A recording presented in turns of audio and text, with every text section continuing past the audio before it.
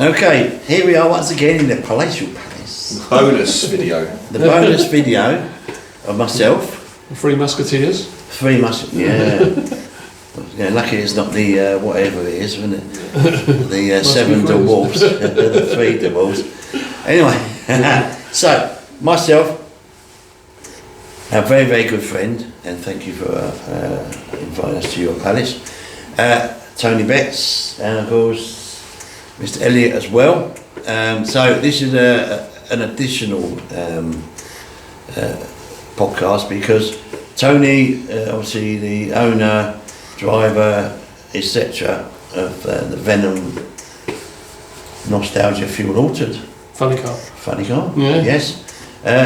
Where are you now? You've been to the States, you've done stuff out there, but obviously you've been to see the racing. However, you've got some bits as well, and you're moving on this season. Yeah. We've at the moment we've got the two engines from last year. They've been up to Tommy Craddock's, and he's done a lot of work on them so that they're ready for this year. But in the meantime, John Wright wanted to change the configuration of what we was running. So Richard Hartman through Tim Wilkerson has sorted us out 2 blocks, cranks, in like Don Schumacher frame. So we're hoping that'll eliminate some of our problems we had before.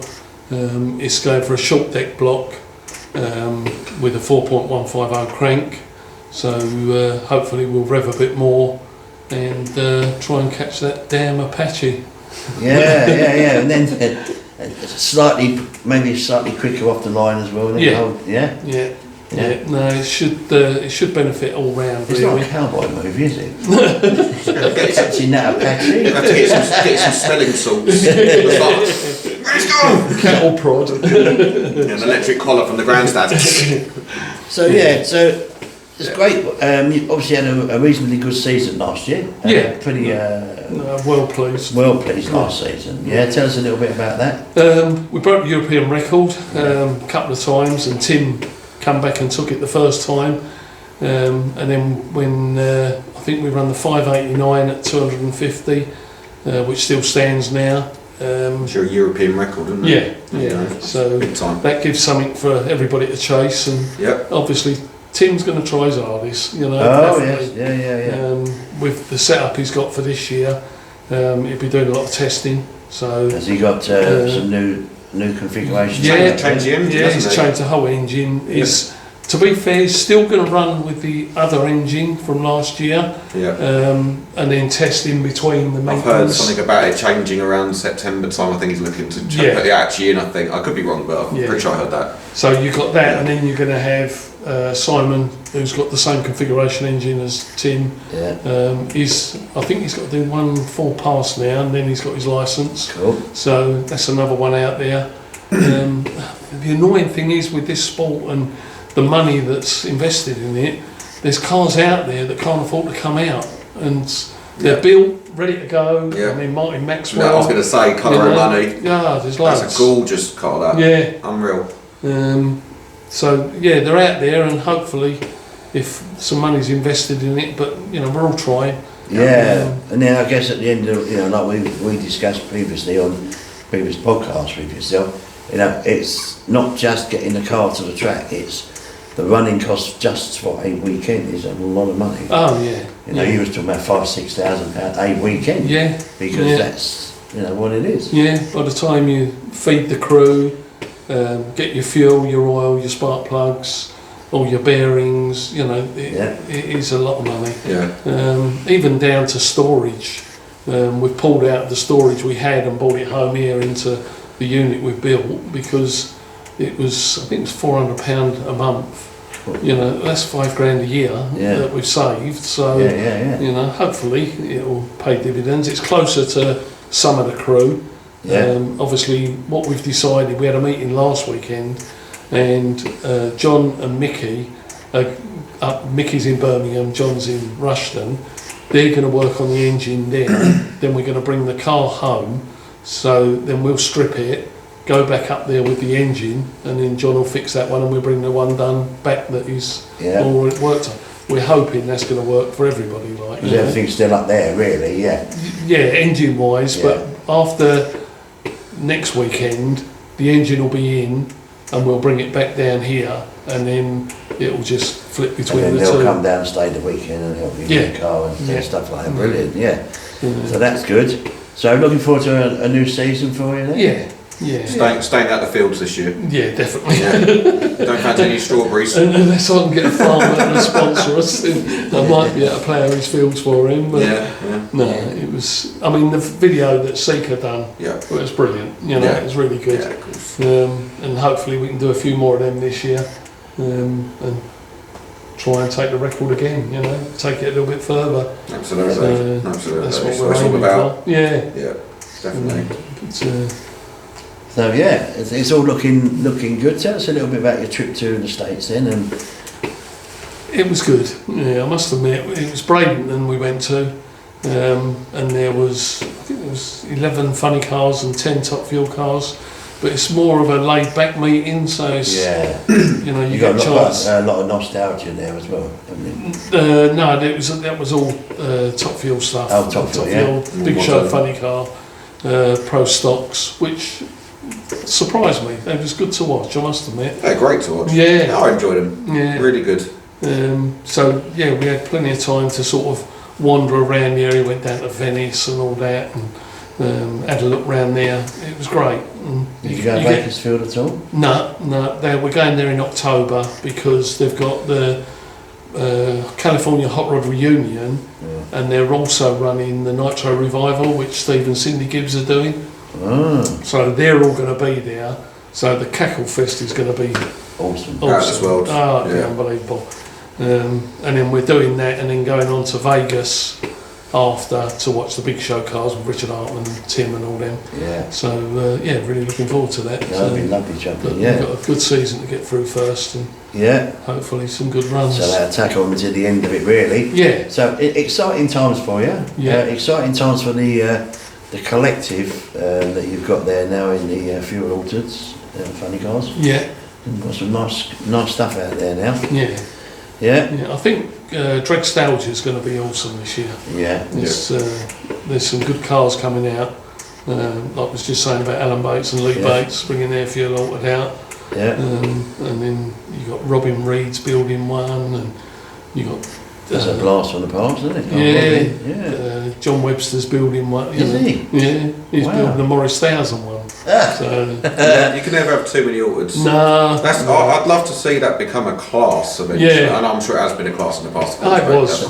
Nostalgia is just an amazing, because it gives me memories of how it was back in the day. I think it does everybody. Yeah, I mean, I love the Big Show stuff, but people can relate to the body styling and all that. We had all monsters then and stuff like that, wasn't it? You know. Yeah. No, so the speeds and that of the Big Show cars are fantastic, but it's ridiculous, isn't it? Yeah, it's just insanity. Love the nostalgia. Whether it be a fuel altered or a funny car. Is this more? I guess there's more aesthetical characterism behind nostalgia cars, especially funny cars. You know, the shape's identifiable. Yeah. You know, people can relate to them as such as their favourite cars. Everyone loves a Camaro, like Venom. Yeah. Oh, yeah. And it's weird how the children associate to it. You know, because we said like with the big snake's head on the side, kids are going to be scared and all. It's the opposite. Absolutely. Absolute opposite. It's all about standing out. Yeah. I mean, we got Oscar and Toby, two of the lads who come and make your presents, and I've got like bangles and that. Seen pictures. You've had pictures. I've got pictures in the bits. Someone made a collage of all your pictures and made a picture. That's insane. There was one lady, I think we said about it last time. Yeah. 21,000 diamonds on there, like, you know, the car. It's ridiculous. Yeah, absolutely lovely. Your car, and the car's still in the black under. It is at the moment. It goes down next week. I'll let you know who's doing it and that, because they want to do a little video of it and that. Yeah, that's cool. Are you going for the original design? Or? Yeah, similar. Changing up a little bit. Some of the pinstripes, I would imagine. Yeah, the like where Craig's done the carbon fibre, where it's black on the picture, that's going to be clear, so that you can see the carbon fibre through it, like, you know. Nice. So hopefully it'll look good, like, you know. I'm sure it will. We was tempted to leave it as it is, but I don't know, the tangerine sort of stands out. more. It looks very, I mean, from a fan perspective, it looks very raw and like ready to go how it is. Yeah. And that's how I sat in it back in That's Euro right, yeah. finals. That's the way I got to sit in You it. always had a mixture of colours with the tangerine as well, haven't you? Yeah, oh yeah, The point where it was Yeah. white on the bonnet yeah. on that area. I've had it painted with the snake on it. Yeah. It's like, I've been doing this too long, I need to get another job or something. Yeah. No. No. Stay where I you mean, are. this is the nice thing with Tony is that you have been doing it a long time, Yeah, and you know a lot of people. yeah. So Julie and Brian say hello, by the way. Oh, Our lovely. good friends. Yeah. Yes, up there. I think the last time I see them, they was in Malta with us. Yeah, they want to come Lovely. down and see us. We'll have a little get together. Yeah, That'd be nice. Yeah. That's the Patemans, of course. Yeah, it is a nice, friendly little bunch of people, isn't yeah, it?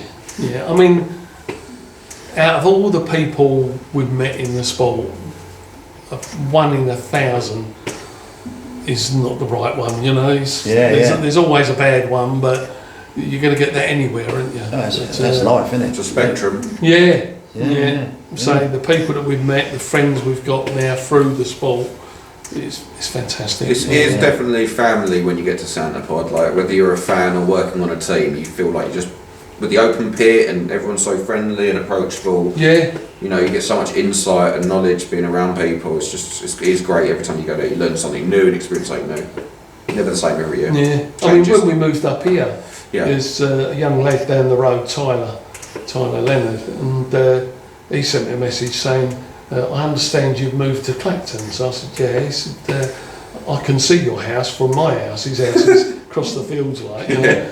So I said, I'll pop down whenever you want, like, you know. Mhm. And he's building a go-kart for drag racing. Oh, okay. And he's got one with he's got a Blackbird engine and he's got a Hayabusa engine. So a bit of flame and thunder, I would imagine. We're going to quirky. try and take it in May to test. Yeah.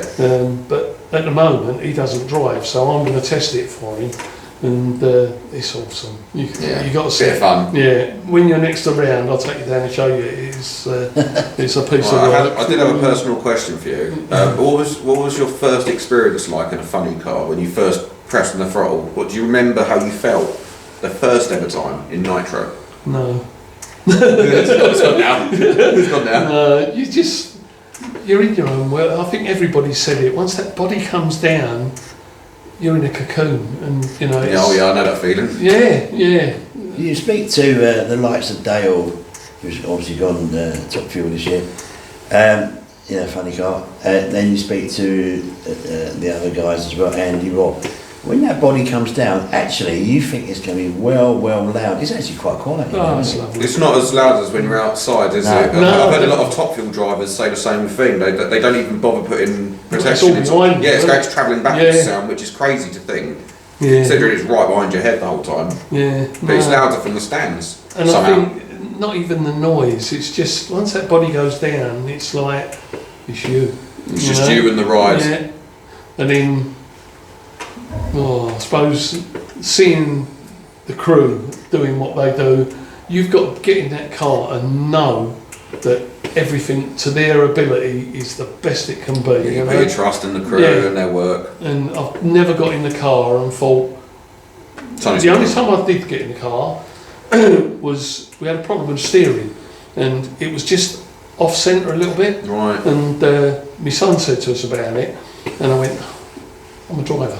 Don't worry, I'll compensate for Yeah, that. you can understand where it's going. But you don't. No, of course not. First thing I done was straightened it up and straightened the wall, you know. And it's like that taught You me a lot. can't take any risk in drag racing. It's obviously it's one of the most dangerous but safest motorsports in a lot of ways. But Yeah, yeah, like the precautions that are in place, you just can't take risks in that sport. No. You really can't. no. It's not So worth we've it. had two accidents hitting the wall, and one going off the end of the track. Yeah. And I felt 100% safe both times, like, you know, 3 times. And, Especially in the fields. Yeah, but when you go in the field, did you get much damage?